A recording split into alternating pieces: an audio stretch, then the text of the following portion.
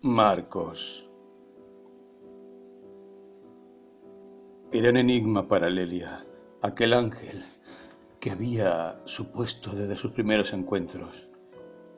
Su sonrisa siempre mesurada, su mirada suave al principio le habían dado una tregua a su vida solitaria. Marcos no dejaba de reparar en las debilidades de Lelia, pero se cuidaba bien de no hacerlo notar. Por el contrario, tenía un aire protector que a la joven huérfana la subyugaba. En el fondo comprendía que su naturaleza no estaba en sintonía con lo que aparentaba, pero creía desesperadamente aún en su escepticismo y más aún a causa de él. Marcos tenía pocas fisuras. Por lo general, era ella la que dejaba ver su lado vulnerable. Solo en una ocasión, recordaba, el príncipe de sus sueños se había mostrado vulnerable. Estaba durmiendo, como tantas otras noches, en la vieja casa.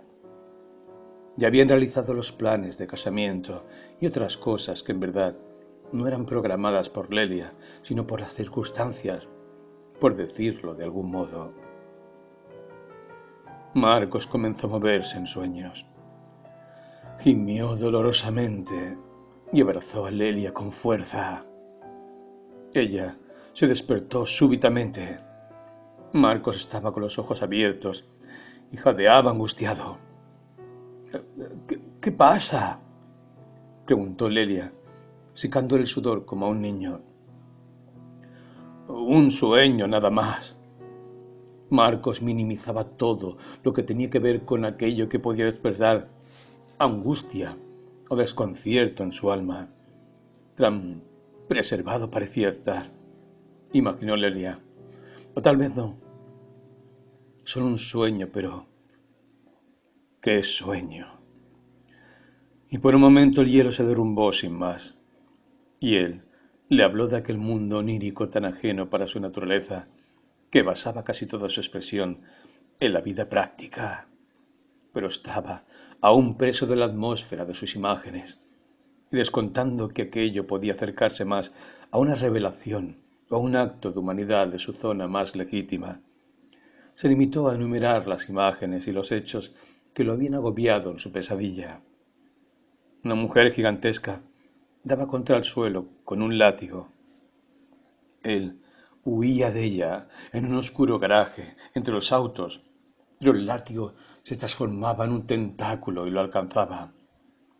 Entonces Marcos, con una mirada que Lelia desconocía, semejante a la de un niño que hubiera sido condenado indefinidamente a vivir entre las paredes de una torre, la miró con ojos de súplica y le confesó que a veces sentía que caía en un pozo muy oscuro de sí mismo y cuyo fondo temía. Era algo que no quería saber y a lo que no quería llegar nunca.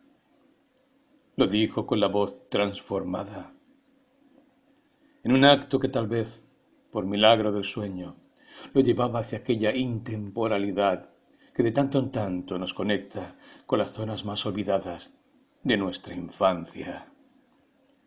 Aunque desconozcamos el origen de nuestros temores, se levanta ante nosotros la sospecha de que no somos dueños absolutos de nuestro ser.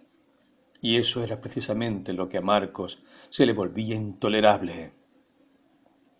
No poder abarcar con su conciencia la totalidad de sus deseos, de sus más oscuros impulsos. Lelia notó que se atoraba en sus propias palabras. Le secó el sudor con ternura y adivinando que Marcos ya no quería decir nada más al respecto, le acarició la frente y le dijo: «Durmamos ahora». Sí», repitió Marcos con verdadera gratitud. «Durmamos». Lelia sintió su abrazo cálido y la calma volvió otra vez a su ser. Todas las ausencias parecían aliviarse, todos los dolores de aquellas pérdidas tan grandes menguar en un recuerdo dulce y aletargado. Se sentía unida a Marcos, dos almas casi gemelas imbuidas en una antigua fraternidad, dos almas que abrazaban su mutuo desamparo. Así transcurrió esa noche, tal vez la más significativa, pensaría Lelia más tarde, cuando desde su soledad, después de la fiebre, hizo un repaso del atroz desenlace. Aquella noche podría haber cambiado el rumbo de todos los acontecimientos si solo... Y aquí no supo qué más decirse, porque su recuerdo se oscureció otra vez ante sedantes y expedientes. La imagen de Karen, como un puñal, vino a decirle que todo había sido un espejismo. Y por cierto, que así pareció serlo, puesto que a la mañana siguiente ya no quedaban para Marcos rastros de lo acontecido. Tenía cuestiones más urgentes para resolver que andarse entre devaneos inútiles acerca de un sueño que carecía de toda cabal coherencia. Se lavó la cara con fruición, desayunó temprano, planchó su camisa, se dio un baño rápido y, perfectamente limpio y perfumado, dejó a Lelia durmiendo plácidamente, todavía aferrada a aquella sensación que colmaba todas las ausencias, todos los dolores de tantas pérdidas ocurridas en poco tiempo. Aquel sueño quedó en la memoria de la joven como un conducto que podía llevarla a ese otro Marcos, el que también se ocultaba en su estructura impecablemente diseñada. Ella conocía algo de la tragedia familiar, gracias a los comentarios que había escuchado en lo de su tía Dora, pero Marcos se mostraba reacio a hablar de aquello y ponía siempre una excusa para cambiar de tema. Su hermano, que ahora vivía en el exterior, era la materia en cuestión, y como en tantas familias de naturaleza dogmática y pereza existencial que abundan entre los elegidos de las clases enriquecidas, había cuestiones tabú que eran relegadas al ostracismo de la memoria para que sus vidas pudiesen seguir deslizándose en la parsimonia de los acontecimientos del presente. Así sucedía con el renegado, aquel hermano mayor que le llevaría alrededor de 4 años. Parecía haber sido un personaje poco a tono con los preceptos que ostentaba la familia, y los años crueles de la dictadura enlodó a todos con sus prácticas de joven universitario rebelde, impregnado de las entonces llamadas ideas foráneas. Su lejanía se debía a sus prácticas políticas, un precoz militante de la juventud peronista, que después se declaró en la clandestinidad junto con tantos otros, el día en que Perón los tildó de estúpidos imberbes. Un año antes, allá por el 75, la familia ya había recibido algunas amenazas y finalmente a mediados del 76 hubo un allanamiento en su casa de Palermo. Afortunadamente, la buena aventura lo había llevado a no estar durante aquellos días en la capital. Tenía algunos compañeros que habían armado un aguantadero clandestino en la provincia. Posiblemente se encontrara allí, y pronto fue puesto en alerta, de modo que logró exiliarse cruzando la frontera hacia Uruguay y luego hasta Brasil, atravesando más tarde el Atlántico hacia incógnitas tierras. Los frustrados secuestradores se encontraron en una situación más que engorrosa. Aún así, y crispados por la impotencia, no dejaron de cumplir con su ritual. Removieron todo, tiraron abajo cuanto mueble pudieron, rompieron vidrios, forzando las cerraduras que daban al sótano privado. Las malas lenguas cuentan que, no contentos con ello, ataron a sus padres y al mismo Marcos y los pusieron boca abajo contra el suelo para interrogarlos. No duró mucho el episodio, según dicen, ya que parecieron recibir órdenes de arriba de terminar rápido, dado que el subversivo en cuestión no se encontraba en su hogar. De modo que, visiblemente molestos, Salieron dando un buen portazo entre gritos y groserías y, por supuesto, sin molestarse en desatar a los desafortunados que recibieron el auxilio de algunos osados vecinos. Marcos tenía entonces solo 14 años, y aquello debió haber sido para él un acto de vejación tan doloroso que dejó en su memoria un sello indeleble. Sin embargo, el alma humana tiene grandes aliados, entre los que Marcos eligió la negación, y pronto comenzó, en alianza con sus padres, a culpar a su hermano de haber destruido la familia. No le escribió por años y trató de olvidar hasta el más mínimo detalle de la vida que habían compartido juntos durante 14 años. El mencionado hermano, cuyo nombre ni siquiera se molestaba en mencionar, quedó como una imagen desdibujada en la lontananza del exilio, fuera del espectro de lo que él concebía como su mundo propio. Y otro tanto hicieron sus padres. Marcos pasó a ser el hijo único, la esperanza de redención de la familia. Y no dejó que este privilegio que la vida le había concebido cayera en saco roto. Si bien el peso era muy grande, los beneficios habrían de ser mayores. Y el joven se volvió un modelo de eficacia y corrección. Solo un encubierto resentimiento que dejaba entrever en los momentos de debilidad, cuando algo no llegaba a salirle tal como lo había planificado. Entonces pateaba el piso como un niño, tenía arranques de furia infantil, explosiones de violencia que se cobraron varios objetos, algunos incluso de cierto valor, cosa que después, algo avergonzado, no dejaba de lamentar. Pero estos exabruptos sólo aparecían en los momentos en que su vida se ponían en riesgo algunos de los planes que trazaba con experta meticulosidad. Pero esto, gracias a su excelente capacidad de previsión, ocurría pocas veces, de modo que aquellos quedaban como episodios aislados que nunca ocurrían puertas afuera de su hogar, motivo por el cual nadie imaginaba que pudiera existir en aquel hombre de delicados modos algún aspecto de mínima brutalidad. Ahora, desde su confinamiento en la casa vacía de Karen, Lelia recordaba algunos signos que no había podido comprender en su momento. El olfato, uno de los más relegados de los sentidos, es también el más fino, el menos contaminado, ya que a él no llegan los grandes imperativos culturales. Con la increíble facultad de la inmediatez que nos catapulta en milésimas de segundos al exacto lugar donde hemos percibido ese aroma por primera vez. No necesita de las grandes ceremonias de los relatos, de los hechos.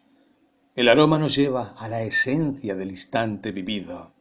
Lo repite. Como los sueños en una atemporalidad donde sólo se es en tanto se acontece. Así el perfume a azares se unía a la humedad costera del Paraná. Y no era necesario que nadie le relatara a Lelia un hecho de su niñez para que ésta volviera inmaculada de tiempos posteriores. En este despreciado sentido se cifra una esperanza de eternidad que no necesita de la sucesión de los hechos para llegar al punto de remembranza al que nos precipita. Recordaba Lelia aquel detalle al que le había quitado toda importancia en el día del encuentro en la casa vieja. Oculto bajo la exquisitez de aquel perfume extremadamente viril, Marcos dejaba entrever un aroma extraño, algo que parecía venir de lo más profundo de su cuerpo. No era desagradable, y en aquel momento no quería que nada, absolutamente nada, pudiera abrir un interrogante a la preparación meticulosa que había organizado para aquella noche de la entrega. Sin embargo, más allá de sus intenciones, su olfato la traicionaba.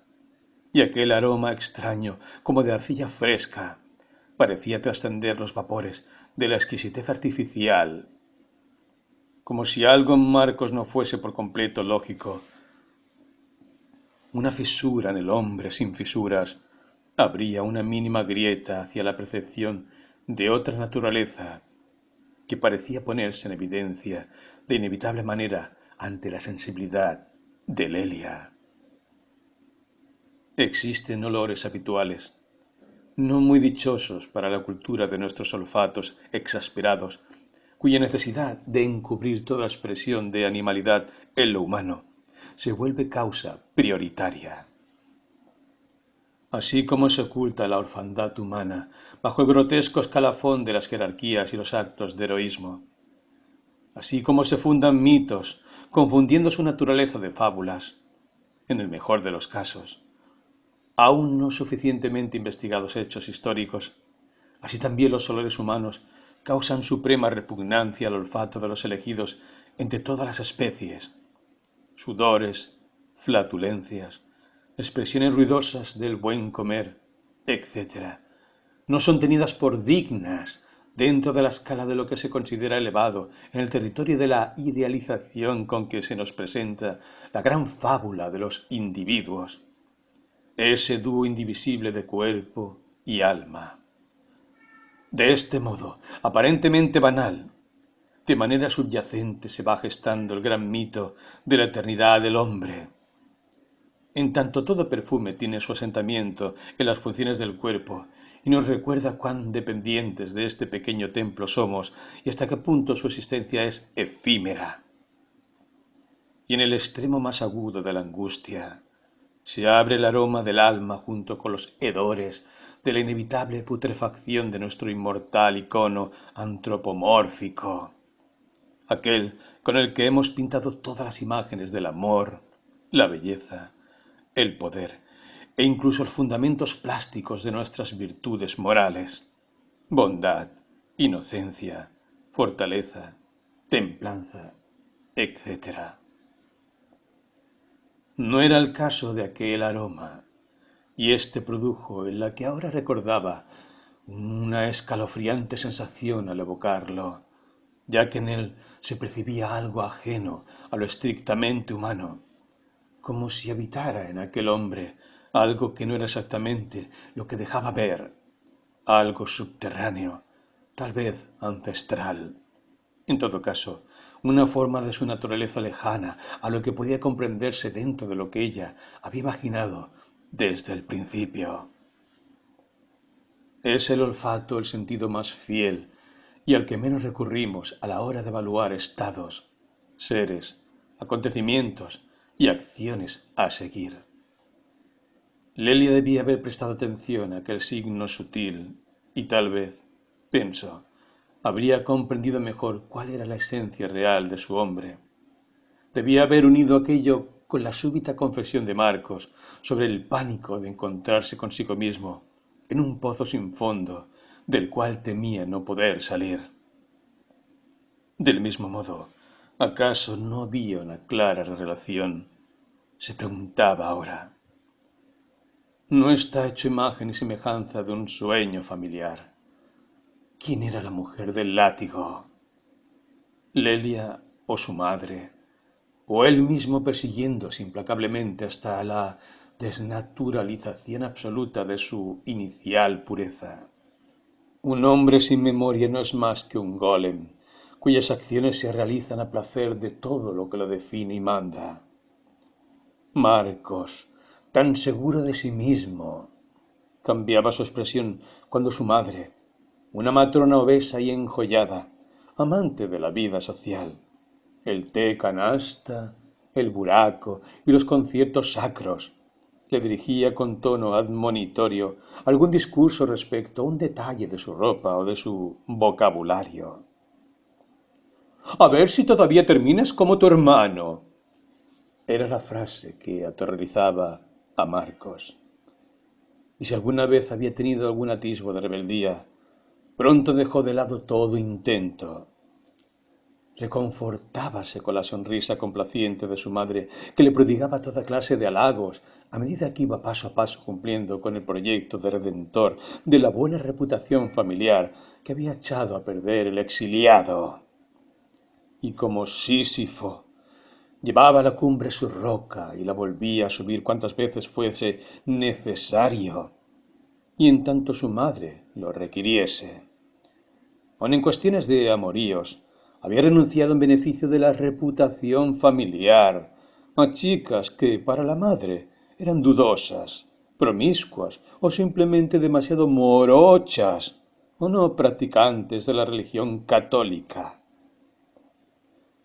La madre de Marcos hablaba maravillas de la democracia norteamericana, pero en su familia no entraban sangres contaminadas.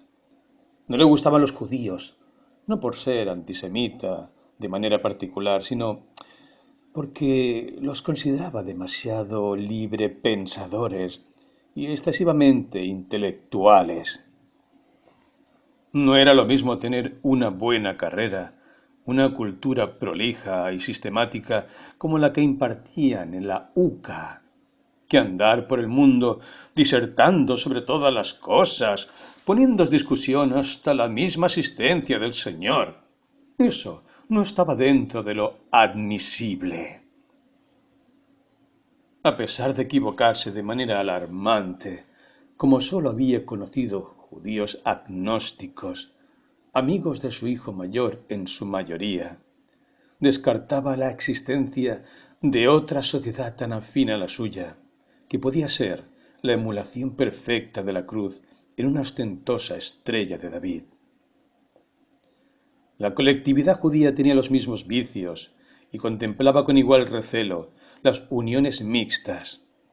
De haberlo sabido la madre de Marcos, hubiera tenido menos remilgos con respecto a aquella otra religión, mucho más hermanada a la suya que los humildes cristianos que andaban entre las villas predicando las palabras de un mendigo. De este modo, ya dueños de una herencia providencial, tanto el padre como la madre de Marcos hacían de su vida una discreta bacanal. El hombre era empresario. La mujer, con el dinero invertido, había puesto una repostería de primer nivel sobre la avenida Santa Fe.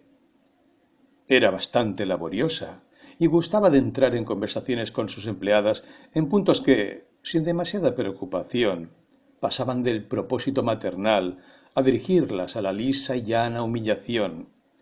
A esto se agregaban los sueldos bien distribuidos, pero escasos, que repartía entre el personal. Solo a dos de su preferencia, que tenían claro, eran el pilar del negocio, ya que tenían talento y espíritu de mando, les daba, a modo de premios, sumas notablemente mayores y delegaba en ellas lo que sus tareas sociales le impedían realizar dentro del gigantesco local. Era de esas mujeres con rostro afilado y mirada astuta, de esas que son capaces de ocultar cualquier clase de intenciones y sin embargo se fijan con extraña autoridad en la víctima hasta dejarla sin palabras. Amable e insidiosa, tenía la facultad instintiva de captar con gran sutileza los estados de ánimo y la sensibilidad ajena. Esto le daba un cierto aire de hechicería y sin embargo nada más lejano a la mística y a la sensualidad de tales criaturas que aquella mujer blanda y sibilina. Lelia notaba el inmenso poder que ejercía la madre sobre Marcos y agradecía a su propia desgracia el haber conservado en su memoria el recuerdo de su madre niña.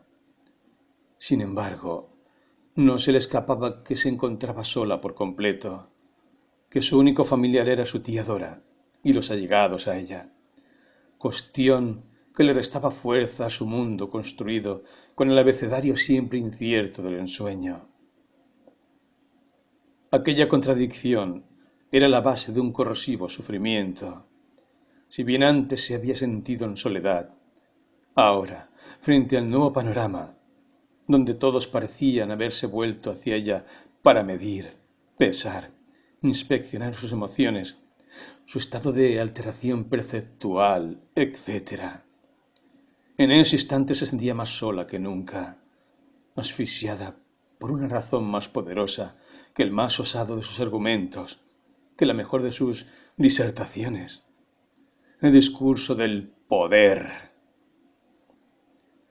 Frente a él, ella, cargada de ausencias y voces silenciadas, se sentía una miserable mendiga.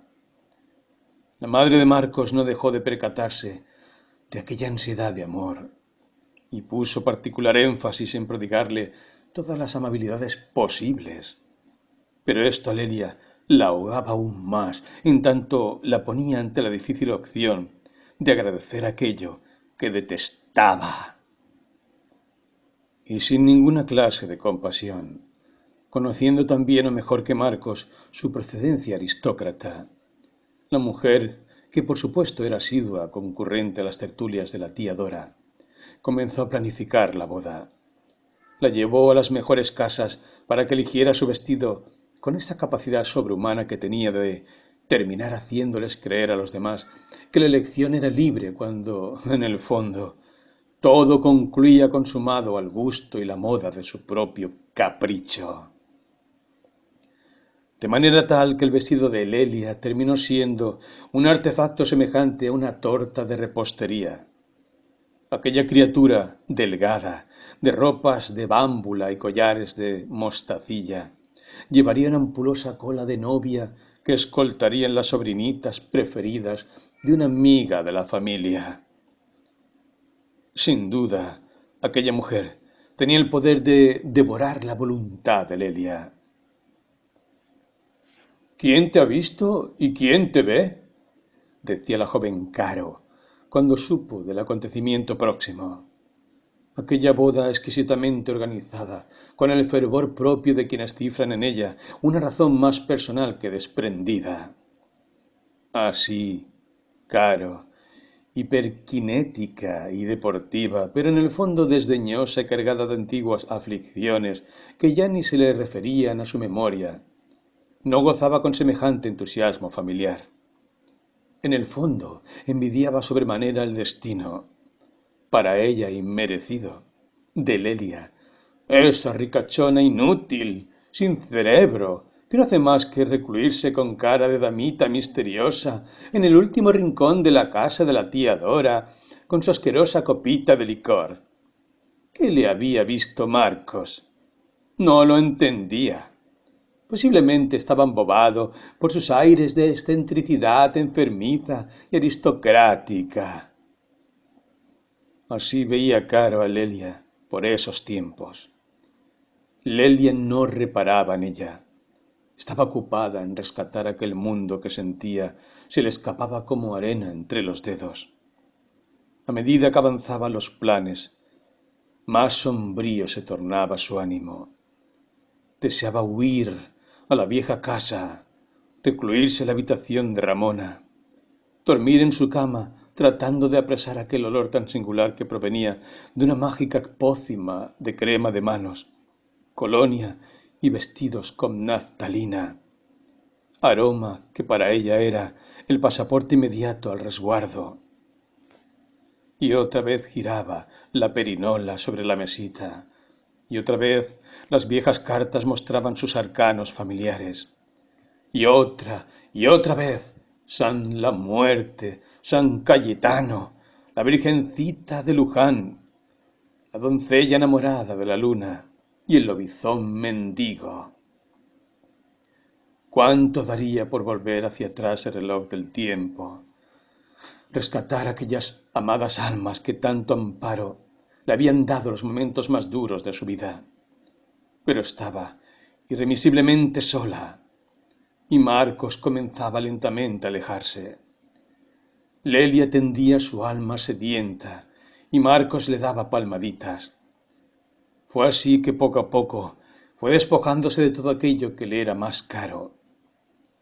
Contaba los días para la boda con la esperanza de que sucediese un milagro, y ésta no pudiera realizarse.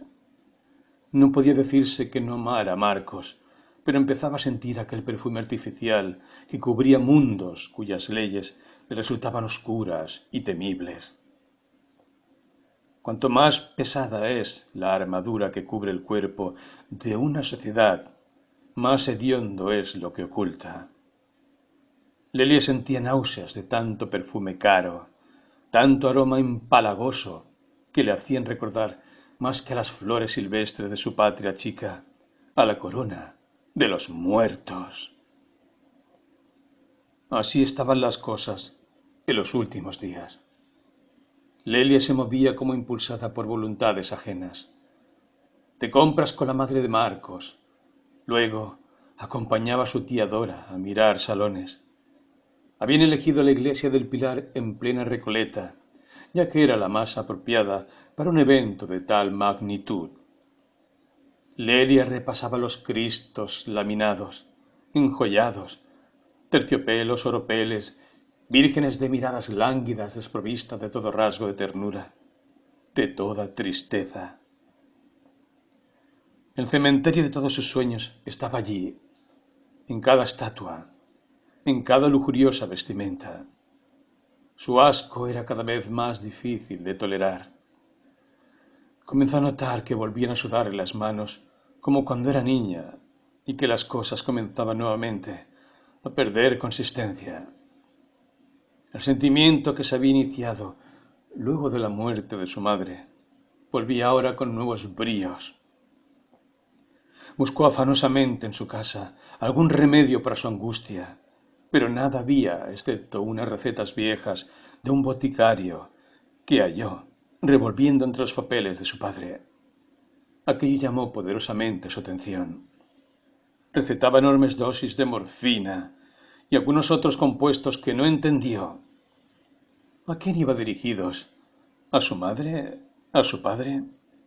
¿Quién padecía en su familia de tal dolor que debía recurrir a semejantes dosis de morfina? Guardó las recetas junto con los otros papeles, los de Lugones, los de la novela de su padre y el prólogo recortado de Barón Biza. Volvió angustiada a la sala principal para tratar de encontrar en el retrato de su madre una respuesta a aquel nuevo signo que la casualidad le había concedido. No encontró nada significativo. Por el contrario, la imagen antes tan sugerente de su madre ahora ondulaba irreal, como si el sentido de los rasgos hubiese desaparecido. Sintió que sus manos volvían a temblar. El corazón comenzó a latir con fuerza. Ondulaba la penumbra de la sala, como si de pronto ya nada tuviese relación con nada. Los objetos familiares se le volvían ajenos. Le faltaba el aire. Intentaba respirar, pero sentía que el oxígeno no llegaba a sus pulmones. ¿Por qué aquí, en mi hogar? Y se preguntaba, y el pensamiento resonaba en su cabeza como un eco que venía de muy lejos, al tiempo que la aturdía. Ya nada era suyo, le decían. Todo se lo han llevado.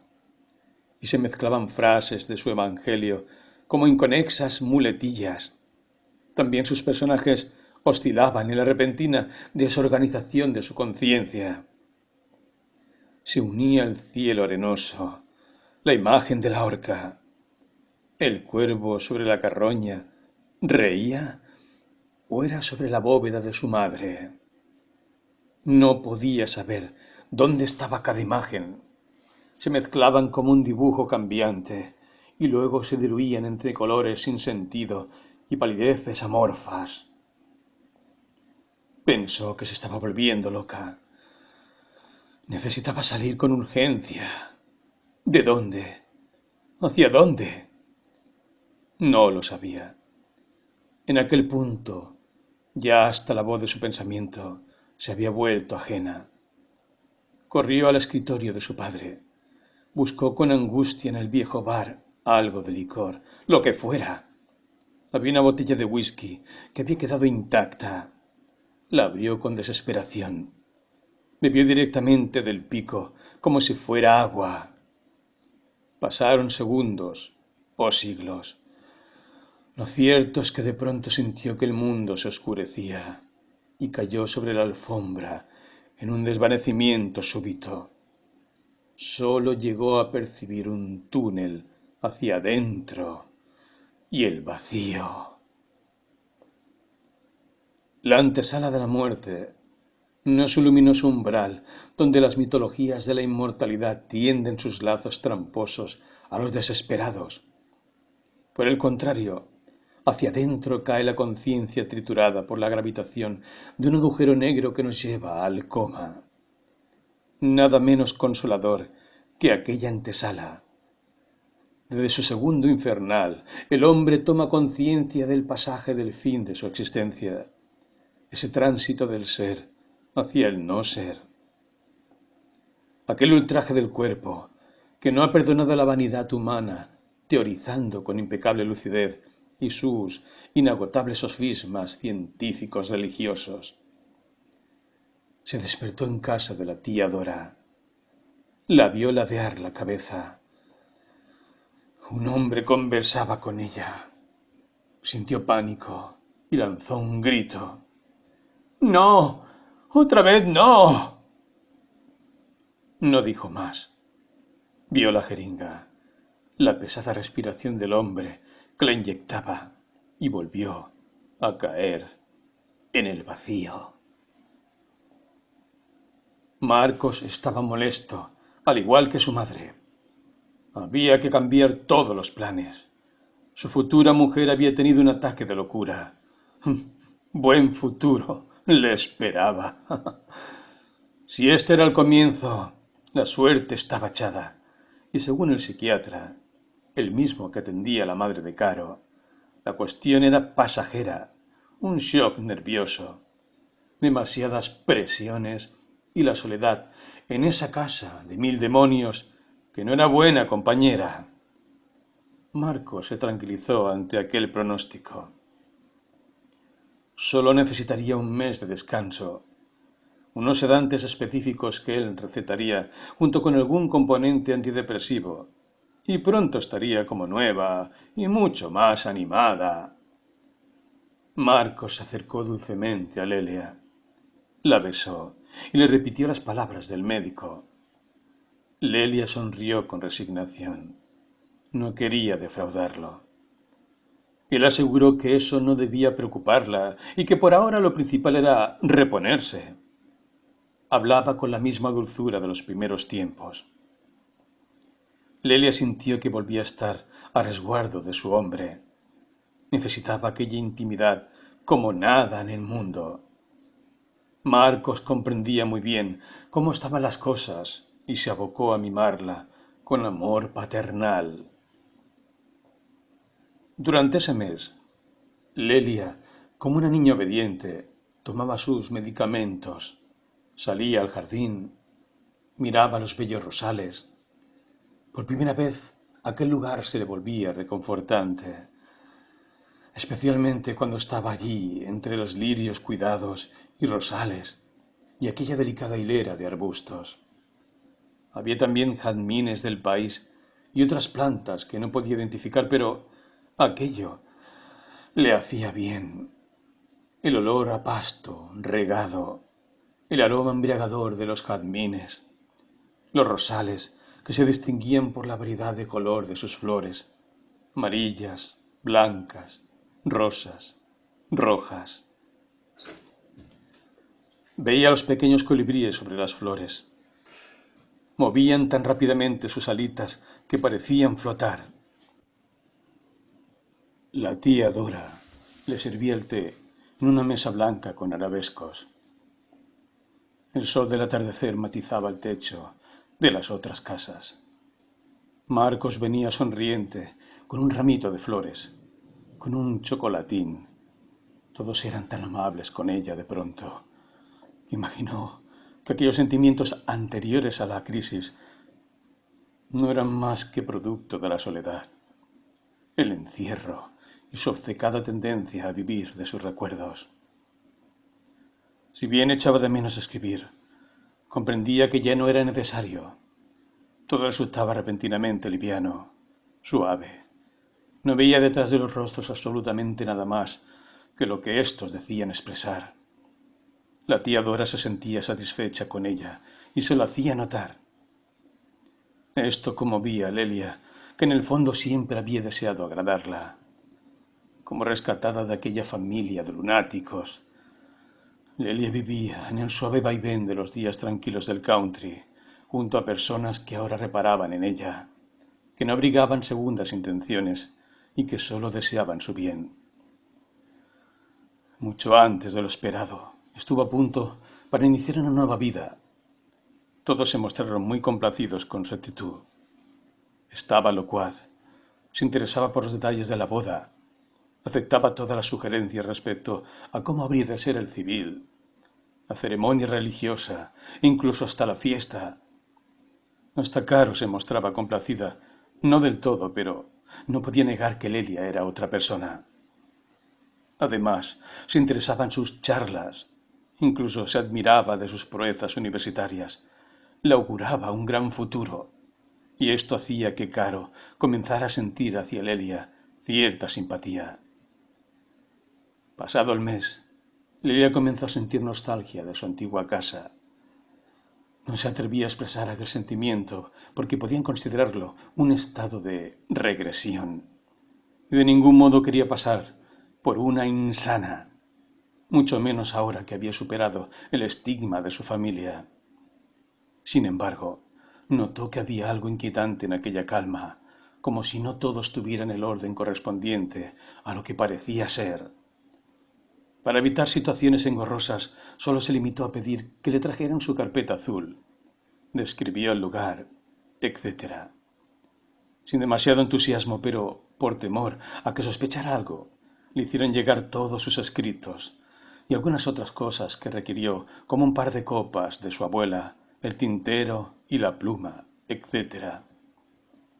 Aquella misma noche, Lelia tenía todo cómodamente dispuesto en la habitación que la tía Dora había destinado para ella. No querían crearle ansiedad. No era que estuvieran interesados en sus cosas, sino que no estaban dispuestos a tolerar una nueva crisis cuando Lelia supiera que la casa había sido vendida. Ella se contentó con saber que tenía cerca suyo sus escritos entrañables y también los objetos que había heredado de la casa de su abuela. No tocó el paquete por el tiempo que le quedaba antes de la boda. Ya no se encontraba bajo el hechizo de aquella suprema tranquilidad. Sentía nuevamente que su vida no le pertenecía, pero no tenía fuerzas para oponer resistencias. De modo que dejó que la decisión de los otros hiciera cargo de la voluntad que ya no poseía, y silenciando lo que parecía devenir en una nueva crisis de angustia, se resguardó en su propia sumisión como un seguro pasaporte al agrado de los que la rodeaban. Marcos había elegido un semipiso en un edificio que daba justo la ESMA. Lelia no reparó en aquel detalle. El barrio era tranquilo. Estaban cerca de las lomas de Núñez, la gran avenida, los clubes, el aire puro de los barrios alejados. Todo eso parecía perfecto para Marcos, y Lelia coincidió plenamente. Estaba embarazada, y una vida sana era lo ideal en aquellos momentos. Los primeros meses fueron idílicos. Pero a medida que el vientre de Lelia se redondeaba, Marcos se volvía más lejano. No dejaba de lado su sonrisa cordial, pero empezaba a evitar todo contacto íntimo. Lelia, por el contrario, ardía de deseos, estaba en la plenitud de su belleza, se veía como una especie de diosa creadora de la vida. Hablaban en ella las más antiguas voces de lo femenino. Le causaba vértigo saberse dos en un solo ser. Más aún cuando sintió que por primera vez la acariciaban por dentro. Se dejó caer en la cama con una mezcla de horror y felicidad, todo en una misma sintonía. Pronto la impresión cedió a un estado de felicidad pura. El ser que la habitaba daba un sentido nuevo a su cuerpo. Comprendía que estaba siendo hacedora de un milagro. No importaba cuán común fuera aquel estado. Para ella era un hecho único e irreproducible. Sentía romper los capullos, nacer las criaturas, en un devenir de nacimiento, vida y muerte. Ondulaba al compás de la naturaleza, con el desprendimiento y la prodigalidad de todo lo que se abre para dar a luz nuevas formas de vida.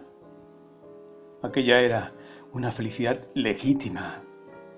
A pesar del alejamiento de Marcos, ella se encontraba demasiado ocupada en aquella odisea que estaba aconteciendo, y la dulzura de aquellas caricias interiores recuperaba otra vez la certeza de su realidad, fuera de todo relato, de todo estigma. Lelia navegaba en el devenir segura, acompañada, vuelta hacia adentro como en un bosque anonadado de su belleza interior. Todo lo que sucedía en ella le parecía milagroso. Se lo decía a Marcos, pero él apenas musitaba unas palabras. Miraba su reloj, parecía estar apurado todo el tiempo. En tanto la metamorfosis se producía en Lelia, otro tanto iba ocurriendo en Marcos, no solo porque parecía un pequeño teniente, según bromeaba ella, con el pelo rapado y la cara afeitada, sino porque sus facciones se comenzaban a endurecer y aquel aroma escondido que había sentido durante su primer encuentro comenzaba a envolverlo por completo.